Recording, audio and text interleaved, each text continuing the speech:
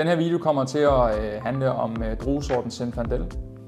Så hvis du kunne være interesseret i at vide mere om det, så lyt gerne med. Zinfandel er en rød druesort. Den er primært kendt for sine kaliforniske rødder. Det er en druesort, som de fleste danskere er glade for at slubre i sig. Nogle vil måske kalde det en frikadelvin, på grund af dens ekstremt høje alkoholprocent, som den kan have.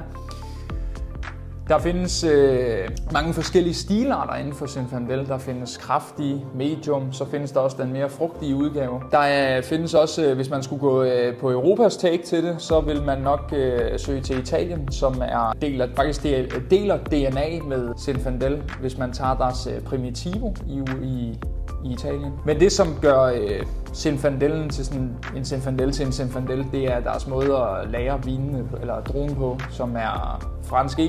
De bruger stål.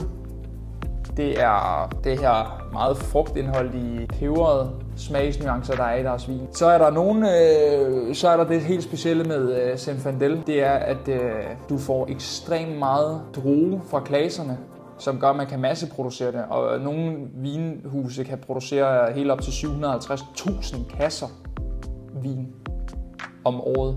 Og så er der så nogen, der specialiserer sig lidt mere og forfiner Zinfandel-druen, og der har vi blandt andet at gøre med, for eksempel, hvis vi tager udgangspunkt i Sergesio Vineyards. Nu ved jeg godt, det her det er deres Chardonnay, men hvis man tager udgangspunkt i, at de faktisk er førende på verden inden for Zinfandel, så håndplukker de der Zinfandel-druer.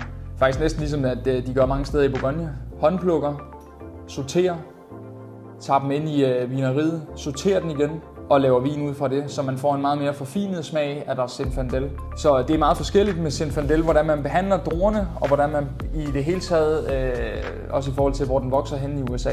Zinfandel er en alsidig drue, og det samme er Primitivo, hvis vi skal snakke italiensk drue.